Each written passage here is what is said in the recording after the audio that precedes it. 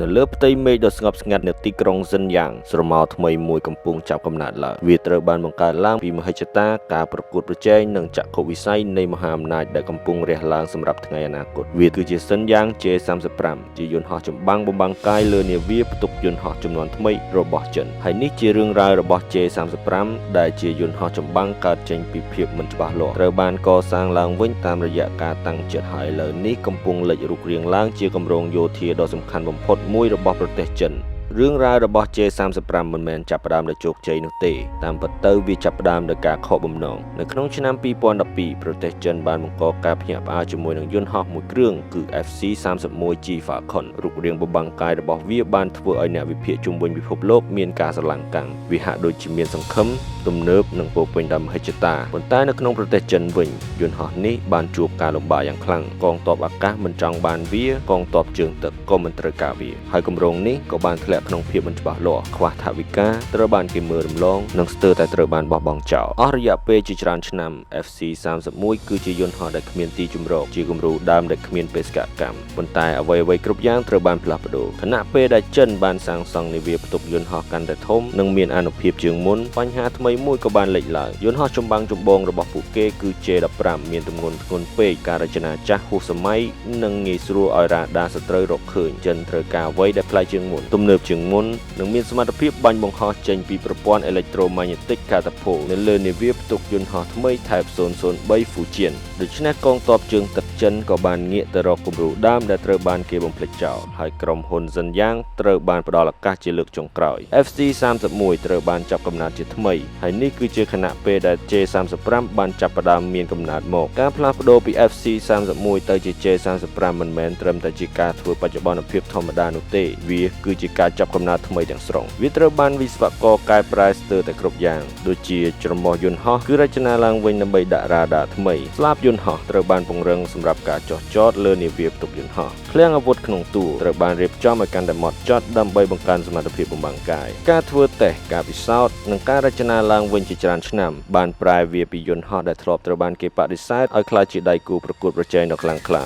នៅពេលអ្នកឈានជើងចូលទៅក្នុងកាប៊ីនយន្តហោះប្រៀបដូចជាអ្នកកំពុងឈានជើងចូលទៅក្នុងអនាគតរបស់ចិនអេក្រង់ Touch Panorama តែមួយគត់បានបំពេញផ្នែកខាងក្នុងដោយបញ្ចូលទិន្នន័យ Radar Sensor Camera និងទិន្នន័យគោលដៅទៅជាផ្ទាំងរូបភាព Digital តែមួយអ្នកបើកបរពាក់មួកសុវត្ថិភាពចំនួនក្រោយដែលបង្ហាញពីទីតាំងគោលដៅនិងថែមទាំងអនុញ្ញាតឲ្យពួកគេតម្រង់អាវុធបានដោយគ្រាន់តែប្រើប្រសែភ្នែកសម្លឹងមើលនៅពីក្រោយពីឡតមាន Radar AESA ថ្មីដែលស្កេនបានចម្ងាយឆ្ងាយបំផុតដោយរកឃើញគោលដៅដែលប្រព័ន្ធចាស់ៗមិនអាចរកឃើញ Sensor ផ្សេងទៀតដូចជាការតាមដានដោយកាមេរ៉ាស្មី Infrared សម្រាប់តាមដានកម្ដៅនិងប្រព័ន្ធតាមដានអុបទិកបង្កើតជាតំបន់ការពារជុំវិញយន្តហោះ360ដឺក្រេសម្រាប់បេសកកម្មដែលមិនត្រូវការការបំបង្កាយវាអាចបន្ថែមចំណុចបំពាក់អាវុធនៅខាងក្រៅសម្រាប់ផ្ទុកគ្រាប់រំសេវធ្ងន់ខុសពីយន្តហោះ J20 ដែលប្រើមូលដ្ឋាននៅលើដីសមរភូមិពិតប្រាកដរបស់ J35 គឺផ្ទៃសមុទ្រដ៏ធំល្វឹងល្វើយប៉ុន្តែនៅពីក្រោយបច្ចេកវិទ្យាដ៏គួរឲ្យចាប់អារម្មណ៍នេះ J35 ក៏ប្រឈមមុខនឹងការលំបាកផងដែរនោះថ្នាំកូដបំបង្កាយត្រូវការភាពធន់នឹងកម្ដៅ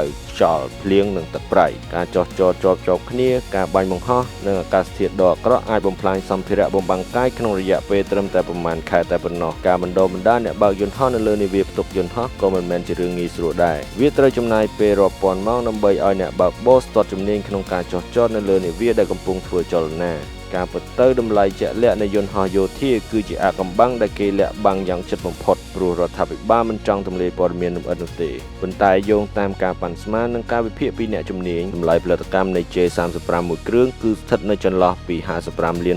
ទៅ$70 លានអាមេរិកតែប៉ុណ្ណោះតម្លៃនេះគឺទាបជាងយន្តហោះ F35 របស់អាមេរិកដែលមានតម្លៃចន្លោះពី$85 លានទៅជាង$100 លានក្នុងមួយគ្រឿងនេះធ្វើឲ្យ J35 ក្លាយជាយន្តហោះបំបង្កាយដ៏ទំនើបមួយដែលមានតម្លៃសមរម្យបំផុតសម្រាប់ការនាំចេញសម្រាប់ J35 បេសកកម្មផ្លូវការដំបូងឆ្ពោះទៅរកការប្រើប្រាស់ក្នុងសមរភូមិបានមកដល់នៅក្នុងឆ្នាំ2025នៅពេលដែលកងទ័ពជើងទឹកចិនបានប្រកាសជាផ្លូវការថាយន្តហោះនេះត្រូវបានទទួលស្គាល់សម្រាប់ការបង្ហោះចេញតាមរយៈ Electromagnetic Catapult នេះគឺជាសមិទ្ធផលដ៏ធំធេងបំផុតដែលបញ្ជាក់ថា J35 បានផ្លាស់ប្ដូរពីយន្តហោះគំរូមកជាយន្តហោះដែលត្រៀមខ្លួនរួចជាស្រេចសម្រាប់ការប្រយុទ្ធបើទោះបីជាមានចំណុចខ្វះខាតខ្លះក៏ដោយ J35 តំណាងឲ្យអ្វីមួយដែលសំខាន់ជាងគ្រឿងម៉ាស៊ីនទៅទៀតវាជានិមិត្តរូបនៃមហិច្ឆតារបស់ចិនក្នុងការក្លាយជាមហាអំណាចជើងទឹកជា សកលវាមិនមែនគ្រាន់តែជាយន្តហោះថ្មីមួយគ្រឿងនោះទេវាគឺជាសារមួយថាចិនកំពុងឈានចូលយុគសម័យថ្មីនៃអាកាសចរយោធា J35 បានចាប់ផ្ដើមពីគំរូដើមដែលត្រូវបានគេបំភ្លេចចោលគេបដិសេធគេមើលរំលង